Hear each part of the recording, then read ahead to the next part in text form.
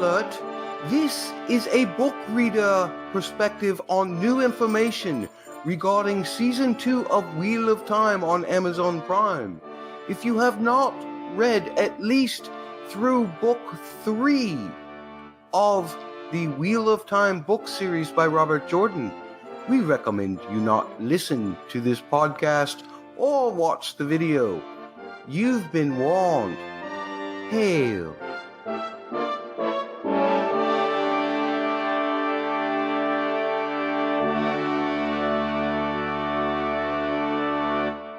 And welcome back to Bustin' Blockbusters. We're continuing our discussion of Wheel of Time Season 2 news, even though there wasn't much in the last week or so. We're still kind of glamming on to stuff that was a couple of weeks ago. We have an extended book reader podcast this time around. And I don't remember when I recorded the spoiler alert, whether I said Book 3 or Book 4.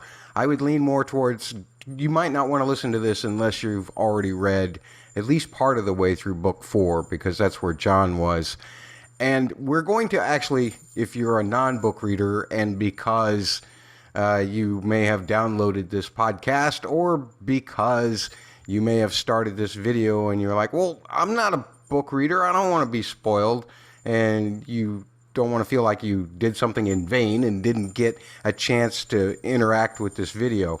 We're going to put a little more of the news stuff with John and Derek up front that is spoiler free for the most part, and so therefore you won't be spoiled by anything major by listening to that part. Just as a reward for, despite it being a book reader podcast, you went ahead and gave us a download. I really appreciate you. Speaking of which, if you have any comments about any of these podcasts, or you just want to contribute your own thoughts to the content or whatever, feel free to contact me. You can tweet to @BustBlockbuster on Twitter. You can also tweet to the bosses. Actually, you can contact the bosses in a number of ways on social media, like Instagram, Twitter, or whatever else. Facebook, facebook.com / the word double, the letters PHQ. Use that same spelling for Twitter and Instagram. You can also leave comments on our YouTube videos. You can find those videos at youtube.com / the word double, the letter P, the word media. And that way you can find and leave comments there. You can also leave comments at my website, mattsaudioblog.com, MATTS audioblog.com, or you can send emails to mattsaudioblog@gmail.com. We're going to have this kind of divided up into different sections because I recorded with Priscila and with John separately. So what we're going to do first is the non-spoiler section with Derek and John regarding additional news and additional discussion about the news. And then we will have a spoiler section with just John alone, covering those images that we talked about from Entertainment Weekly in the prior podcast. And then finally, another separate section with Priscila. Priscila is at PriscillaTV1 on YouTube, youtube.com / @PriscillaTV1. Please subscribe and listen to her channel. Remember that English is Priscilla's third language, I believe. She speaks primarily, of course, Portuguese because she's Brazilian. She's German as well. She's a German citizen because she lives in Berlin. And then she manages to find the time to speak in English as well. She's very smart, way smarter than me. Derek and John, additionally, are way smarter than me. You can find them on TV Podcast Industries. That's TV Podcast Industries, all one word, .com. Or you can find them on Twitter at TV Pod Industries.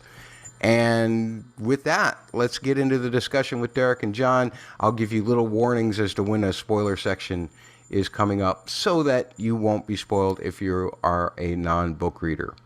This portion should be safe.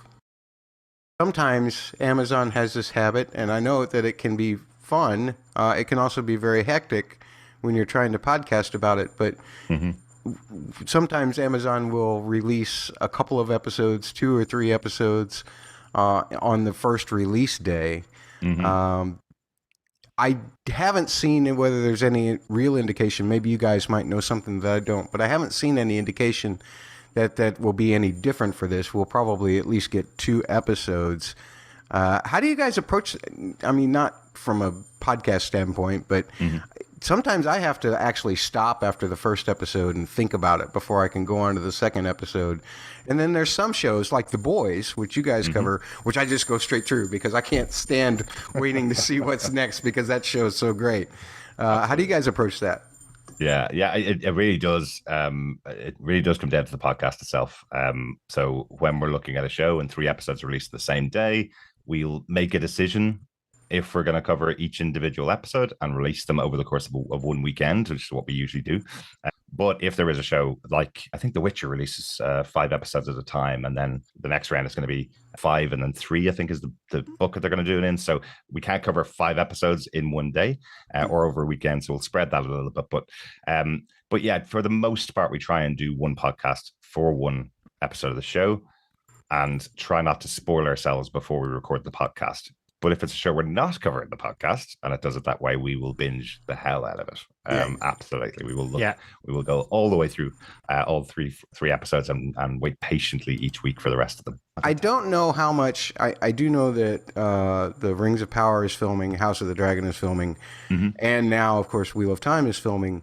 I think the scripts are finished for all 3, so I'm not sure if the writer's strike, the Writers Guild of America strike, would affect any of those productions at this point, unless, of course, some other unions decide to corroborate with the Writers Guild, and that could shut everything down everywhere. So we'll hope that isn't the case. We'll hope that maybe some of these big time studios will come to the realization that human writers are kind of a nice thing to have around, and they'll stop talking about AI and all of that other stuff. Yeah, absolutely. Yeah, you need to pay your people, definitely. It's I think House of the Dragon is the first one that's announced that it's going to be a while before it comes back. I don't think it's actively shut down right now, but they have said before that they need writers to be there to write the scenes. That's not how they don't just take a script and film it. It is about people actively working on it. So if they haven't shut down yet, they'll be the first to go, I think. Rings of Power films in the UK, so they're not as affected by the writer's strike. A lot of the writers are British writers, but the Actors Union is coming up. I think they're coming up to their vote on June 6th. And if they vote to go into the strike, there's a lot of British actors who are in the Screen Actors Guild who will have to not go past the picket lines. So that could affect everything that's currently filming. Yeah. Okay. And then followed by the directors. So it could be a general movie and TV strike, I guess. Yeah. Okay. So and then to the before about whether they will release a block of episodes. I do think there's perfect opportunity to hedge their bets that the studio would release it episodically. It pulls it out. It will allow Amazon Prime to fill 8 weeks over the autumn period, really, and that's a great time to have fantasy in the autumn. Absolutely. As the leaves are falling, and you think of the Shire or even the farmstead up in the mountains of Wheel of Time, then I think it's a really fantasy plays well in autumn, I guess. Yeah. This is the spoiler section. Spoilers up through book 4 of The Wheel of Time by Robert Jordan, the book series. So please be sure to know that you could be spoiled if you haven't read that far. See, this is the picture of Lan. I think this is from Nynaeve's accepted test, where she will see Lan. Remember, she nearly gets trapped in that third one because she ends up spending her whole life with Lan. Yes. I think that's what it's so idyllic. I just can't see it being anything else. It's just because it's idyllic. I think just the expression on Lan's face, it's like he's not a part of it, which is the only reason why, because she's almost just sort of drawn in by him. So that was the only reason why I wasn't necessarily thinking along those lines. I kind of, as I say, for me, I kind of was thinking more it was as they leave the White Tower, Tar Valon. And this was kind of because of their relationship, and also because he has well, certainly more in book 3 possibly than book 2, but it's almost like his relationship with Moiraine gets increasingly strained, or he just says a few little things that you wouldn't expect a warder to do, like even if it's just a slight disagreement. So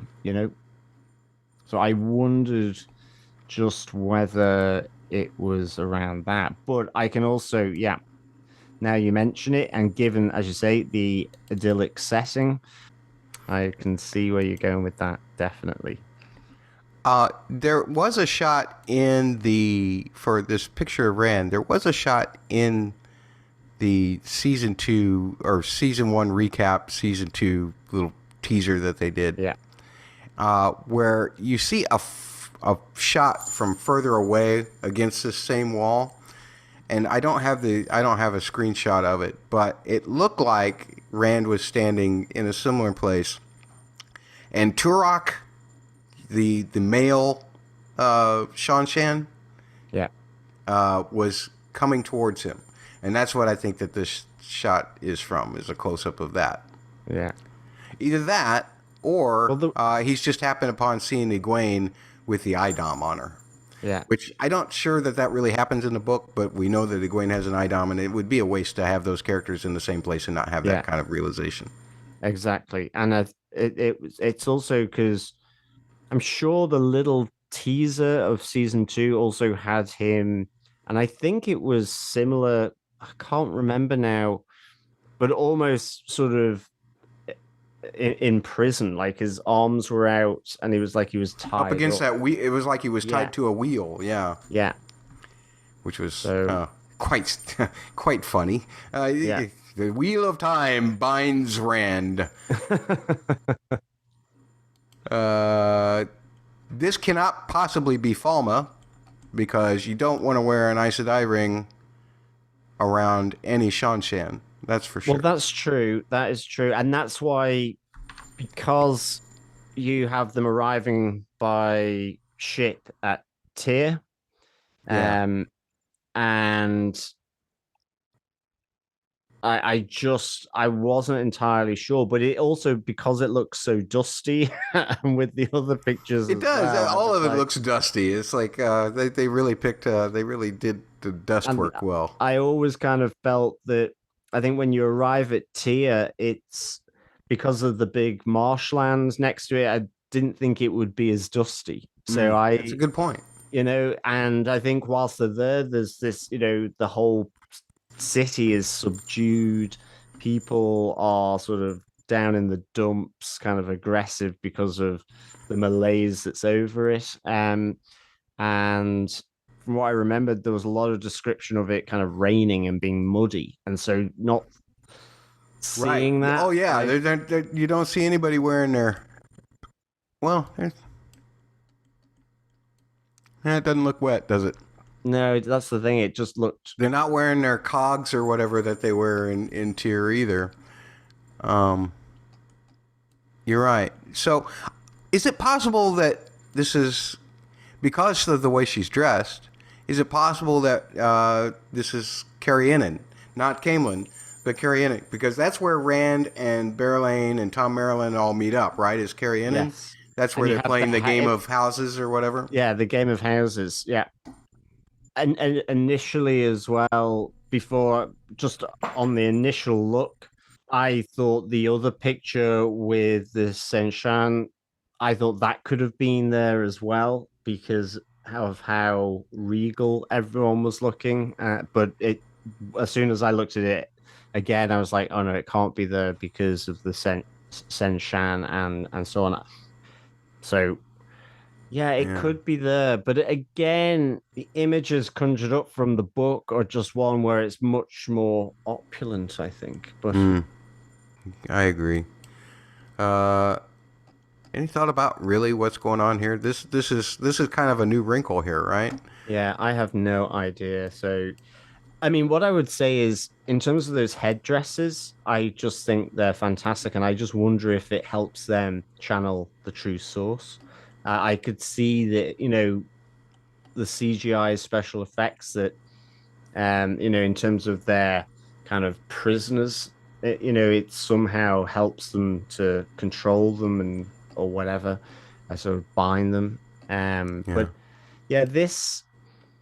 And actually, as soon as you mentioned sort of, Balzaman and Ishmael and so on, there, I was like, of course, because I kind of, when I saw this initially, I thought it was Carmelin with the House of, what's it? I want to say Game of Thrones, but the Game of Houses. Yeah.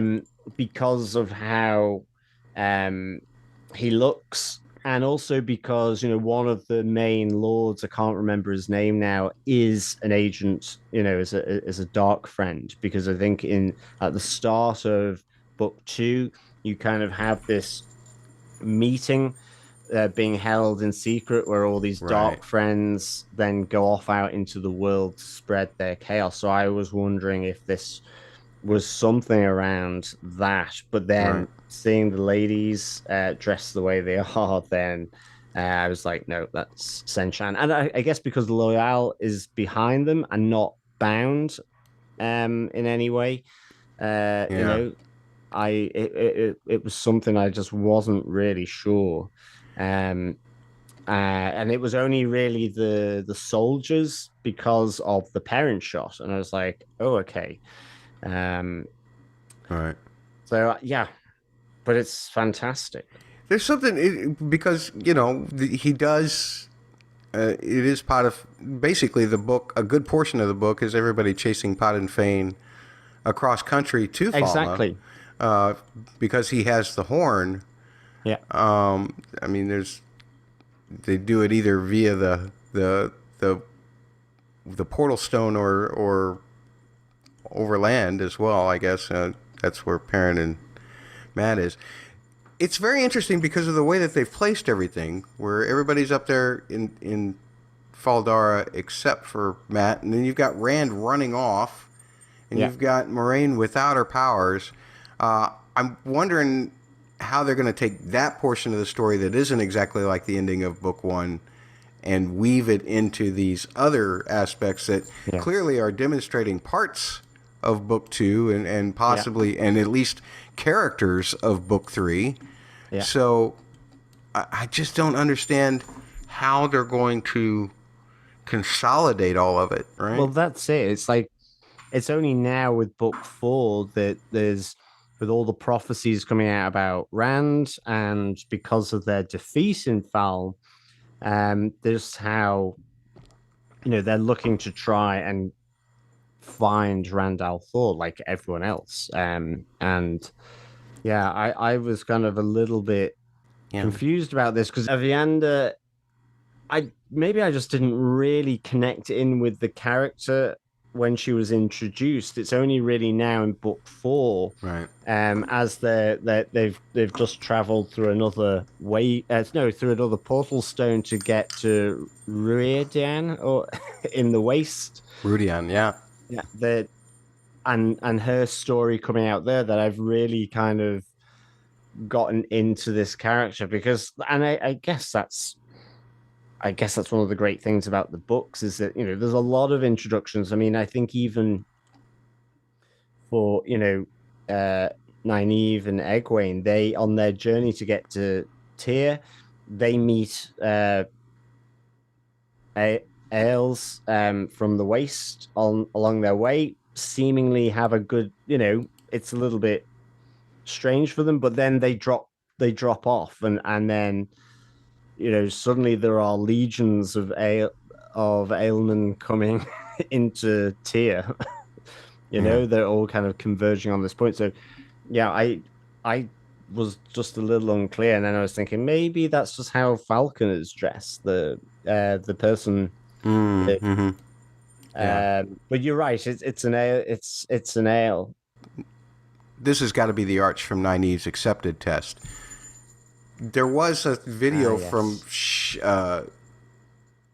I guess it was Jordan Con from Rafe's, where he was on this set, and he talked about how they were using it in season 3 just a little bit, and they used it extensively in season 2, and they had to do lots of resets with it and so that's what this has got to be. But when he first introduced the set in that video, he also had Iola Smart, he had Raga Ragnars, and he had the actress who plays Chiad as well, the other two Aiel spear maidens, which I love Chiad's story in book 4, if you've gotten there, with her and the other, with the male Aiel. It's fun. Is it Ruach? Yes. Yes, yeah. No, they're fun. Just keep reading. Read those side bits because they're fun. But anyway, they introduced them, and so everybody was thinking, oh, maybe it's the Heart of the Stone, the Stone of Tyr. Yeah. But I think that this shot pretty much confirms the fact that she's in her shift. They're not going to make her get naked, fortunately. But they are going to put her in a shift, and they're going to make her walk through the arches and do that bit. So, and that picture of land will be one of the times that she walks through the arches. That's what I suspect. I'm just being... I don't know why they had her take her braid out, to be perfectly honest. I don't think that's a book thing. Did they make her take her braid out in the book? For some reason, in my mind, I feel that Egwene is not as much of a braid person because Nynaeve has her braid anyway. Right. And I mean, unless there's a slight braid, it's just the way they're doing it. Because I think if you go in, it looks like part of the hair is possibly tied back. And so it could just be a different way of doing it. Like it's... Yeah. There's just so much loose on the outsides. It's more like part of it is pulled back into a ponytail. Although I guess there could be a braid back there. It's difficult to know. It feels like there's some part of it is pulled back and held, but not all of it. But you see, I quite like how Egwene and Nynaeve's story, in a sense, they almost swap in terms of how much they can control the true source, or at least what you think about to begin with. But also, Egwene seems to be, and she's she's the better disciple, really. But she kind of takes to it, despite Nynaeve's kind of best efforts to really not trust Moiraine. She kind of slowly gravitates more towards Moiraine, or at least that's what I'm feeling as I'm sort of reading book 4. And I kind of quite like that. It feels as though Nynaeve's influence on her as like the village elder, and it feels like Nynaeve's influence wanes with Egwene, and it's kind of an interesting dynamic. I quite like it with these two. Matt's one's interesting as well because with Tom Merrilin, whether it's not just about his old friends and and the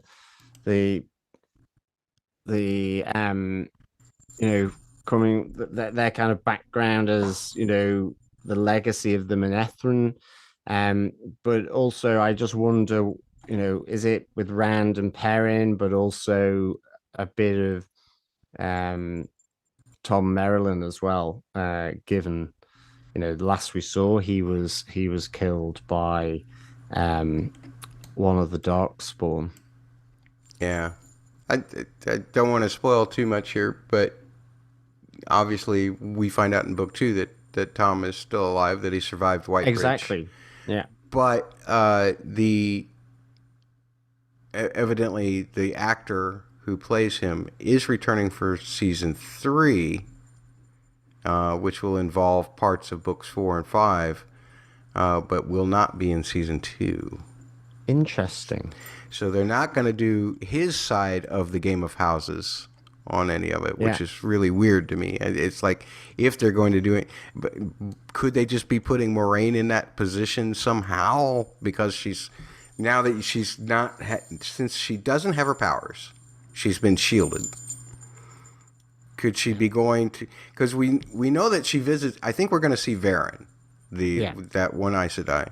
The Grey Aes Sedai. Right. So Yeah.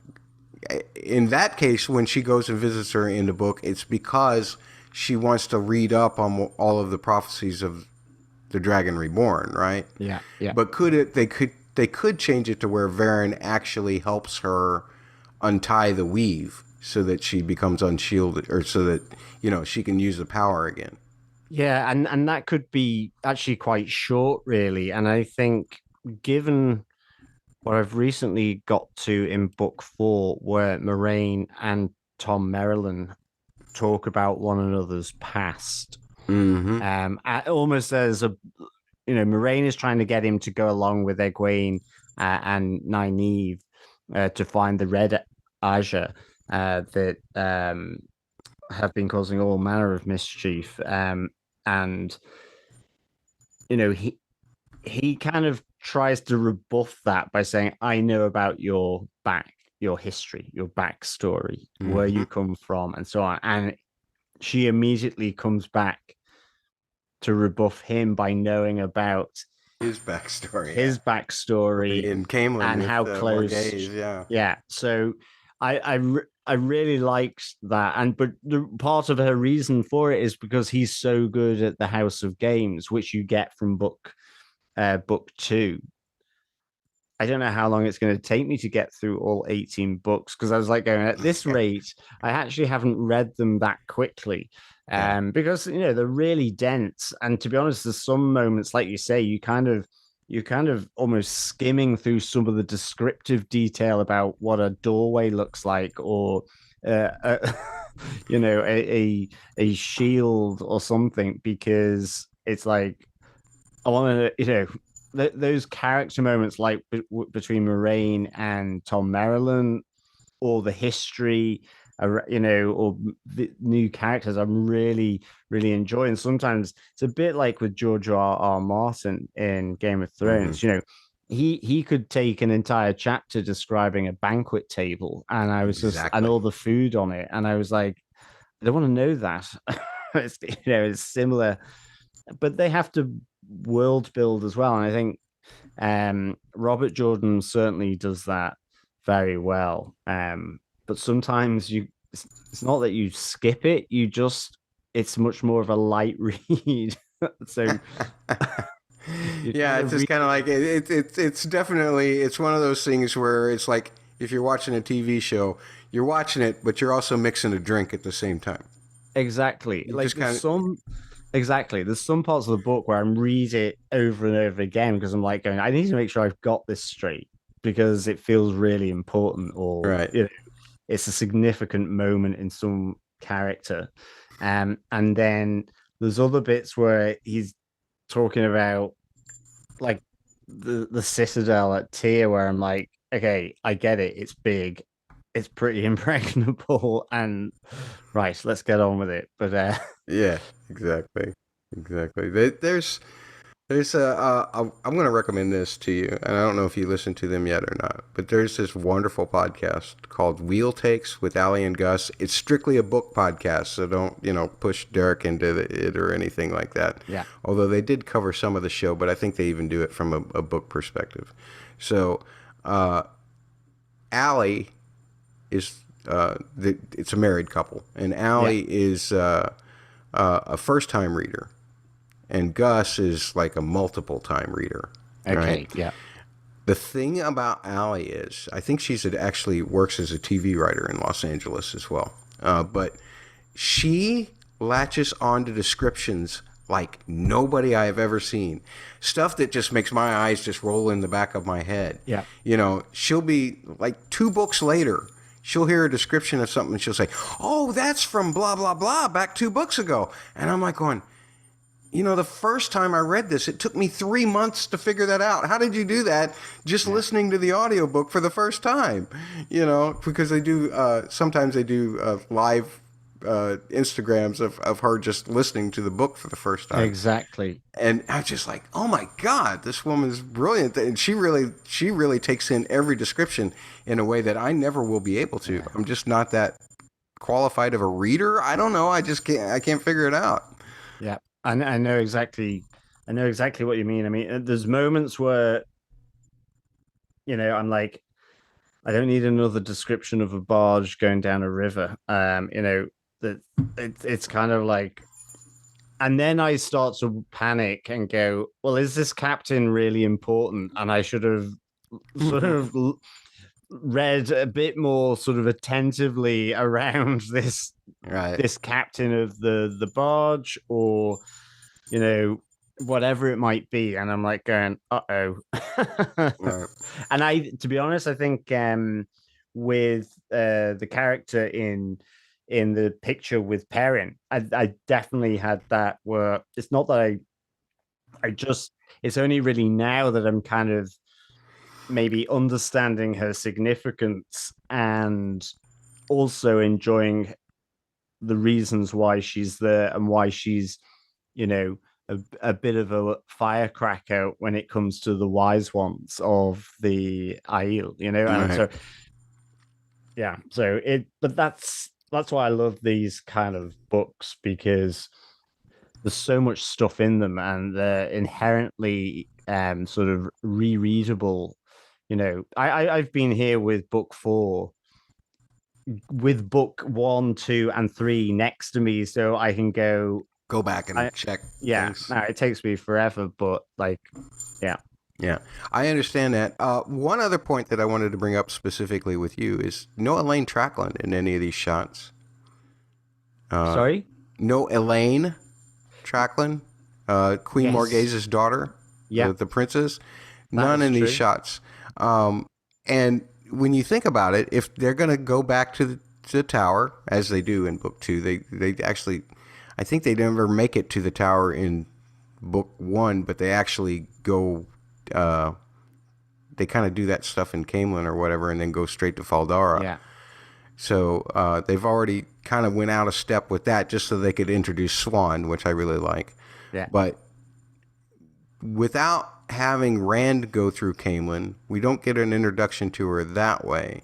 So possibly, I guess, could she already be at the tower by the time Egwene and Nynaeve get there? Is that the way they're going to do it, you think? I think so, because isn't it that the Queen of Andor, they all go, so this Morghase's daughter, and they go to learn and train under the Aes Sedai like Morghase did. So I guess they've gone, this is the point where they can introduce her, and then I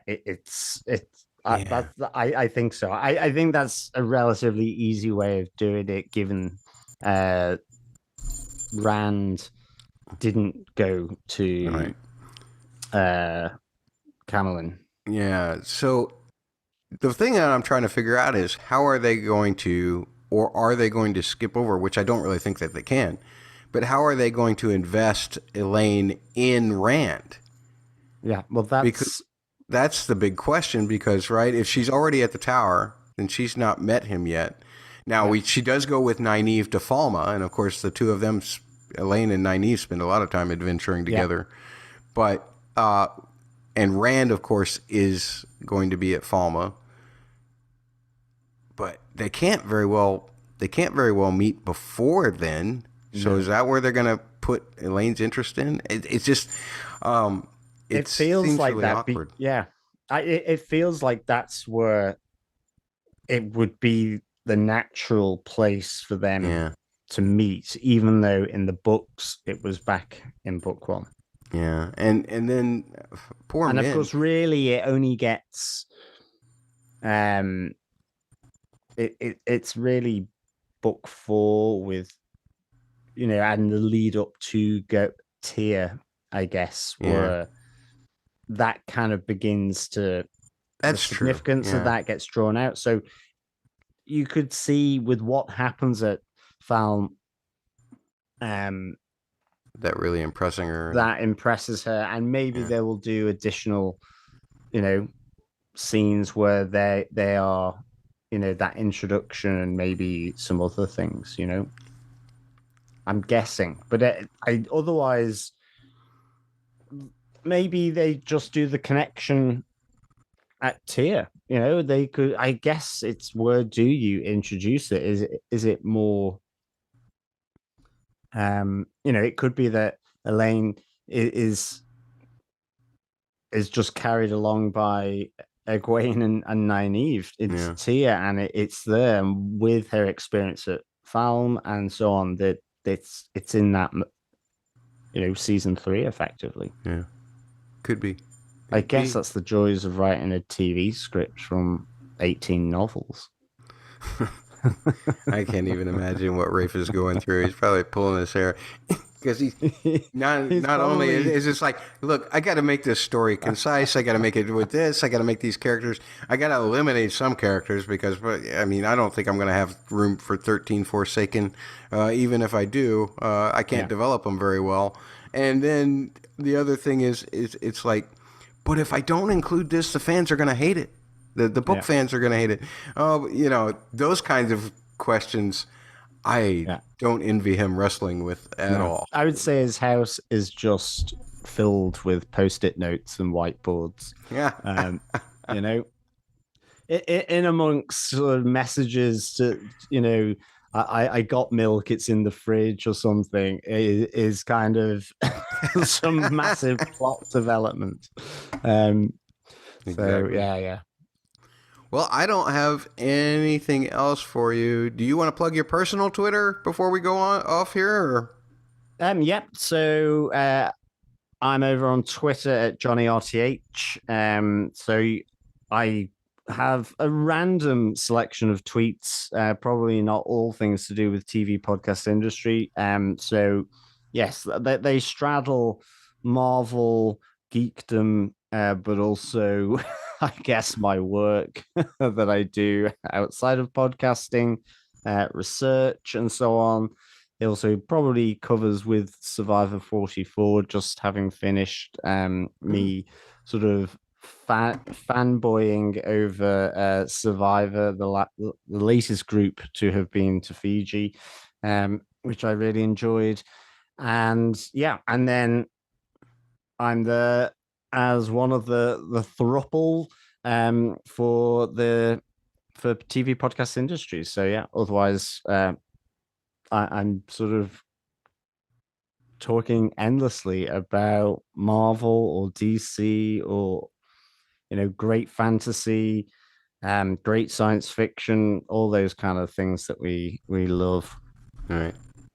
Yeah, if you're into something good, then they probably are too. Be sure to check them out. We just don't have enough hours in the day to cover absolutely everything. That's the problem. Yeah, no, and thank you, Matt, for having me on, and Derek as well, just to say that again, because we love getting your input into our feedback section, as well as your interaction over on our socials and what have you for TV podcast industries. So it's really good to be on your podcast.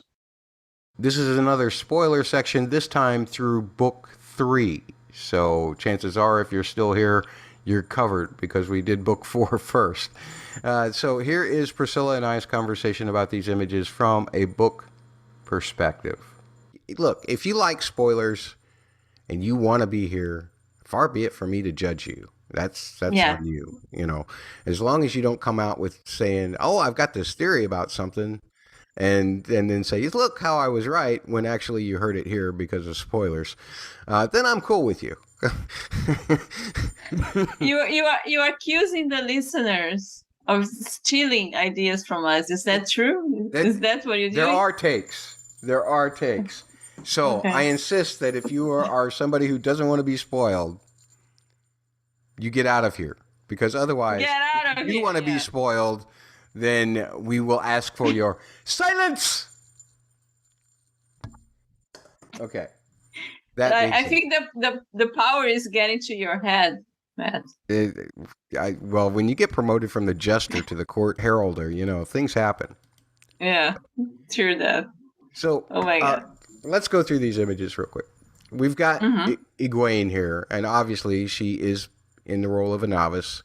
Do you think that we will see Laris, the kitchen maid? Is that her? Or is that just a... People are saying that it is. Yeah, I don't know, because she's she's just doing what you should do, no? Yeah. Like you're just like working. So it's but yeah, it could be. I think Rafe is going to, I mean, like in season 1, we had, when we were in with Tom Merlin, no, there was like some hints of other characters there in that storyline. Yeah. So maybe he will have someone there too. Yeah. The thing I'm trying to figure out is how they're going to introduce Elaine, because I don't think you can really have, since they didn't put it in season 1, I don't think you can really have Rand go back through Camelin, right? So are Egwene and Nynaeve just going to meet up with Elaine at the tower? Is that the only way that they can do it now? And she's already come there from Camelin?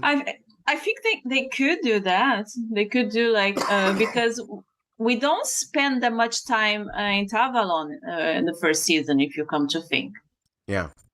No, so she could be off screen there, and like in the books, like when Egwene is there, like Elaine was already there when Egwene arrives, right? So it was something like the big change from the book to the show. Yeah. From the show to the book was that they actually did end up in Tar Valon, which is something that didn't happen in the book. They just went straight to Faldara via the ways, and they spent that time in Camelin. Now, I enjoyed setting up Swan and Moiraine and all of that stuff in season 1, but I did feel like it's like, okay, well, you don't have to introduce another actress here, so that's cool, as far as Elaine goes. But now it's got to come due, especially since they've announced that they've cast her. So what you say is that they are doing the opposite, because in the book we have like Rand meeting Elaine first. Yeah. So it's in the series, like we have Egwene meeting Elaine first, because like when Egwene goes to the tower, Elaine was already there. Yeah, they still got to figure out how they're going to do this whole tangle of Egwene and Rand, because by the time he left for the Blight, they were kind of back together again, which doesn't really occur in book 1 either. I mean, like for me, the biggest difference is like they have a real relationship in the series. Yes. Yes. Yeah. They are together, and it's clear that they have like different goals in life. And but they are committed to each other. They are really like good friends first. No, they are really there for each other, and I didn't feel that in the books. It's more like a teenage crush or something. Right. Yeah, it felt like a very immature relationship in the books. Yeah, it was just, they made it like, they were not like a couple of kids who might get married someday, but as a couple of kids who were already almost engaged in some way is what it came across. Yeah, they were like promise. I don't know. Yeah, they were like getting serious. No, something like that. Yeah. Well, let's move on to this next shot, which I am almost 100% positive is Nynaeve's accepted test. Yeah, I think it is. Yeah. Because she's like in this like negligee, I don't know. Yeah. This shift. Yeah. So. Which I'm glad they're not going to make them do the naked thing.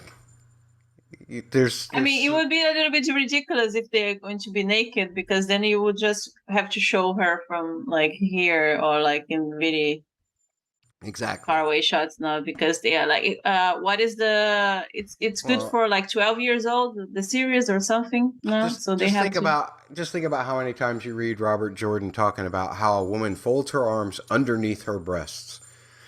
And it's like there's way too much fantasy boy crap in a lot of Robert's books. I think he wrote pulp. No, he wrote like Conan the Barbarian. I read that he was writing Conan the Barbarian before, so it's part of what he does in his writing. Yeah, I suppose so.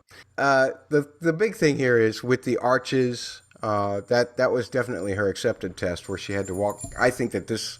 That this is one of the arches, naturally, that she is going to have to walk through. And at JordanCon, Rafe did a video.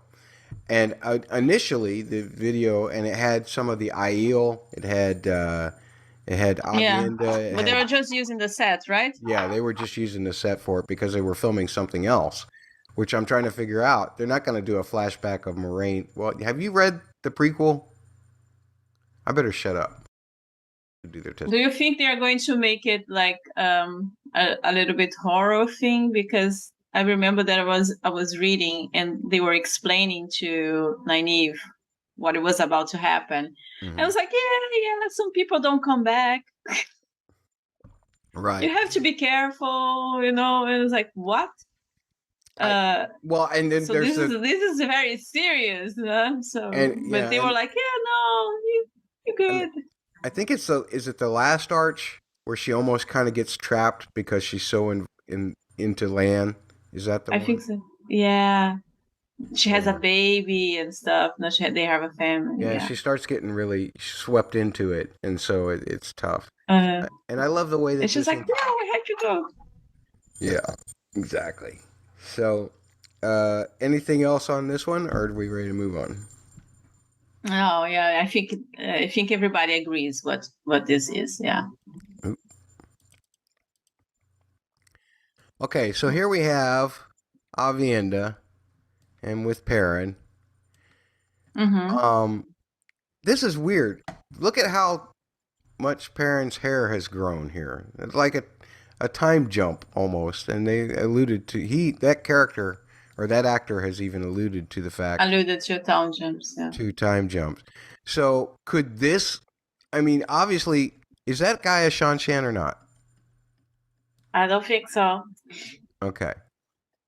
I think they. I mean. But is he dressed like a Shan undercover? Because that almost looks like Loial. I think so. That almost looks like Loial. There, on the far left, like his. I mean, if we are going by book 2, like that, Egwene gets into a situation where, like, right. she with doesn't the Gai'don, need with the collar, yeah. Exactly, but she rescued herself in the end. But you have this whole thing with the horn too, and there's like all intertwined. But like Perrin is there, so it's kind of like I don't know if they're going to combine things, because what I imagine is like they're going to revolt because this guy that is wearing the armor, he doesn't look like a Sunshine, no. He looks like somebody who is on their side, like as you said, infiltrated. Yeah. So it could be that, but I don't know. Just I'm a little bit like on the fence here, especially because there is Avienda there. So right, and I'm just trying to figure out that makes me not want to make it Falma. It makes me not want to make it where the horn and all of that stuff happens out on the West Coast. But then the Shan outfit there, or something similar to, makes me wonder where the heck we are at all. Yeah, but I think it is. I think they're going to end the season at Falma. They have to. Yeah, because then the world has to know that the dragon was reborn, because that's like the main thing that happens there. Right. So the first season, we the audience and Moiraine and like we discover who the dragon is, and on the second season, the world discovers who the dragon is. Now the cat is out of the bag. Yeah. So I think it's inevitable that this is Falma. But what I'm thinking is like because Avienda is there, so I'm kind of like. I don't know. I cannot say 100%. I mean, people are saying it's Falma, so. Yeah, it looks similar in terms of the architecture and everything. Yeah. To Falma, and the dustiness, and if that is Loial's arm there on the left, and we know that Perrin has to be in Falma. I'm just trying to figure out why Avienda is there. Then I guess is the way that they're going to do that, because Falma's way over on the West Coast, and the waste is, for her to go to Tyr, she'd have to go out. But that's the thing. Like we were talking before when you showed the picture of Rand, of his shirt, because like on the second book, there's this thing with Moiraine. Moiraine gives him the shirt. All the clothes, yeah. All the clothes. Yeah, but this happens in the context of the horn. They are searching for the horn. Right. But like in the end of the first season, Rand just goes somewhere else completely, which is implied that is the waste, right? Or he goes somewhere that Moiraine is not there to guide him and to give a shirt, for instance. So maybe Rand meets Avienda there. Maybe that's what they were implying in the first season, like at the end. She just kind of comes along with him. Yeah, I don't know. It could be. Well, we know because they have to find a way to converge, not the storyline. So maybe that's the way they converge the storylines. Yeah, but the Stone of Tyr is so important. They have to get there eventually. I guess they won't until. I think season 3, right? Well, season 3 is. You've only read through book 3, right? Okay, so yeah. I can't really say anything else. No, you can say. I don't mind. Well, I'm not. Just know that they are rebuilding the Two Rivers set for a reason, and that occurs in book 4. Oh yeah, there is a battle there, right? Right. Yeah. So that's the point that I was trying to get at is like if they're already going to do that from book 4, then they're going to have to really rush or skip some of the book 3 stuff. What I understand what they are doing, and that's what they keep saying, that is another turning of the wheel, is that they are not like adapting. It's not like Game of Thrones.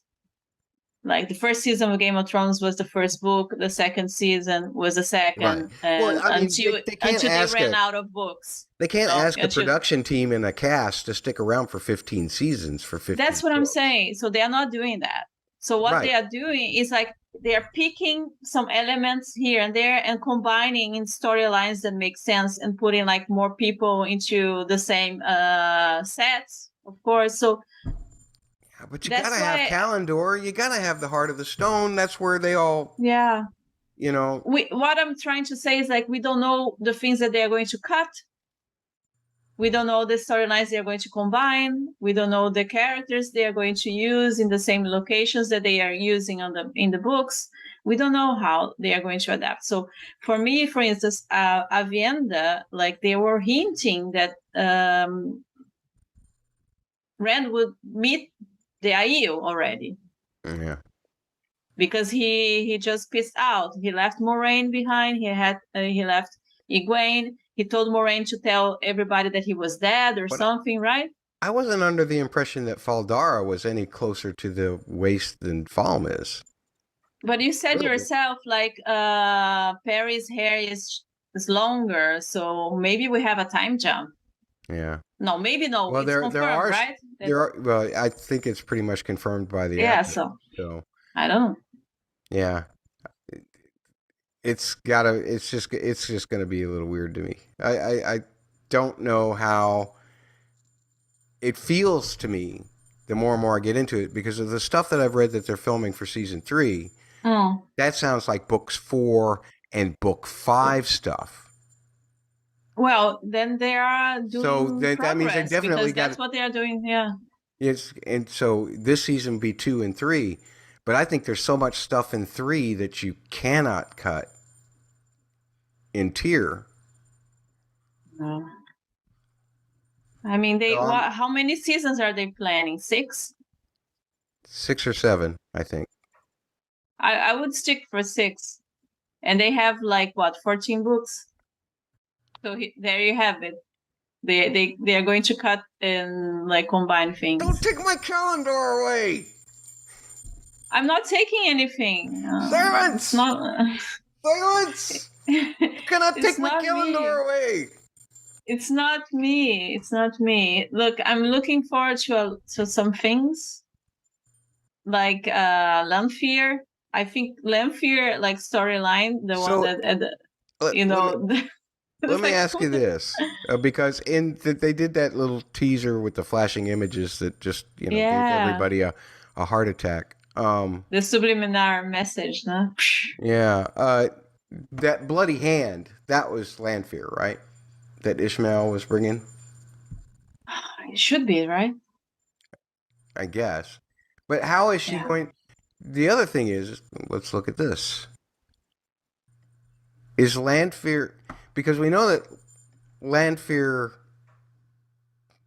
Well, that's not Lanfear. After Rand, right? She's not here, right? No, she's after Rand. Yeah. Okay. I don't understand what this guy's doing. So I think, like, chronologically, Rand has to meet Lanfear before he meets Avienda. Okay. Right? I would think. Even though he's not looking for the horn. So where is Carrienin? Bubba's right. We do need a map. Because isn't it Carrienin where Lanfear? Well, you've got Tom there, but he's not in season 2.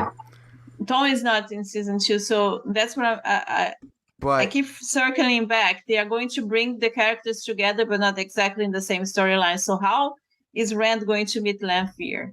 So where is Moiraine here then? Is she in? Excuse me. Is she in Carrienin? I heard people saying that she is, because there were some leaks about it, like the locations they were going.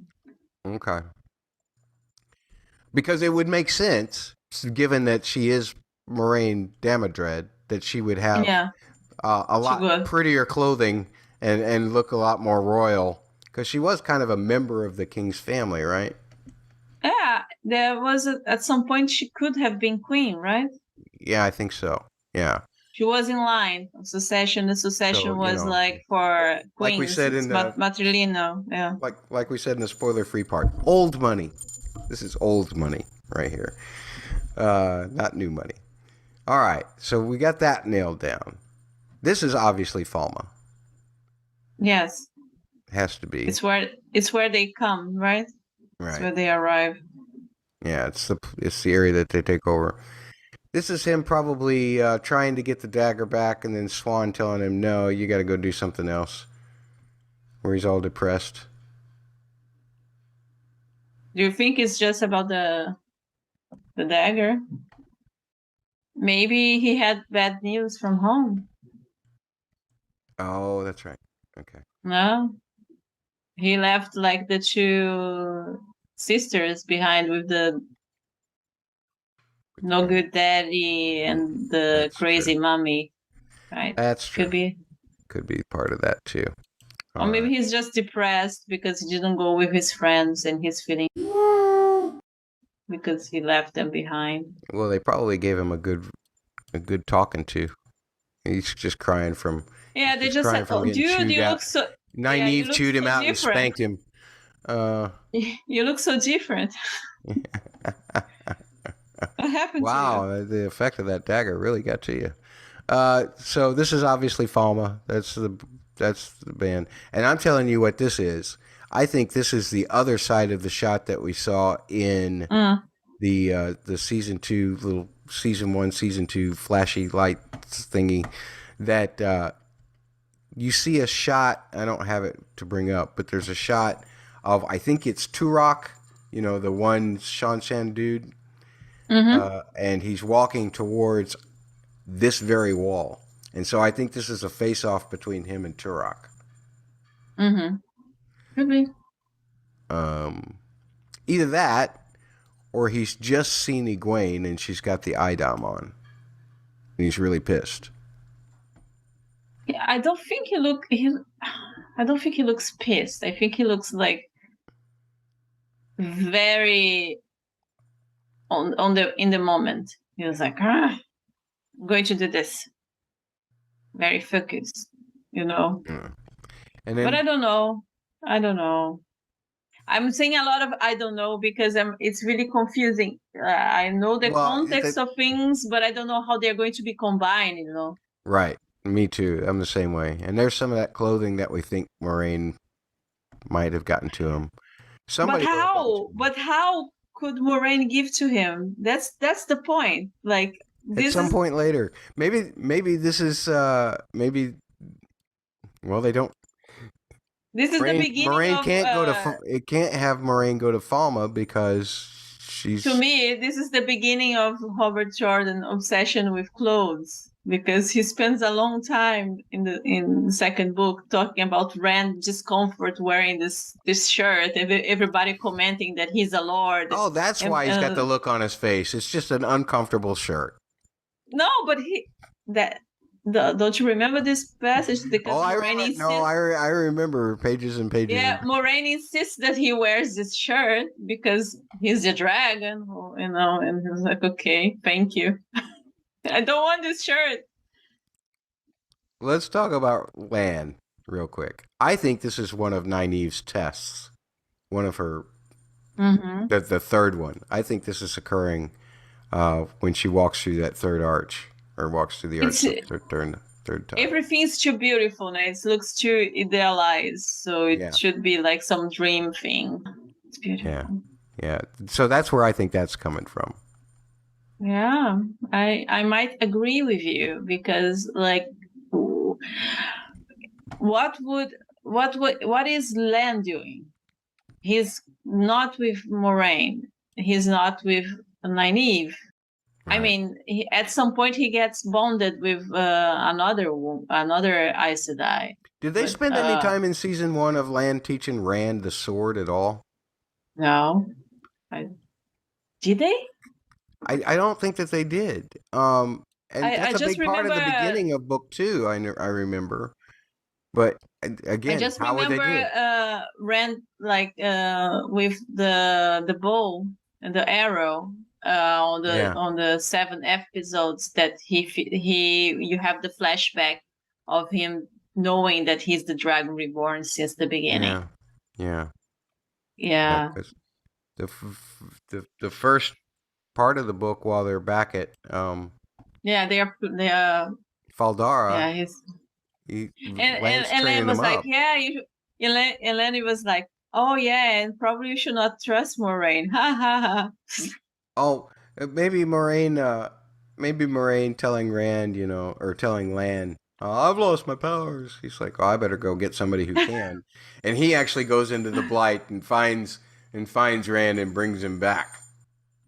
It's Lan. Everything is possible with him.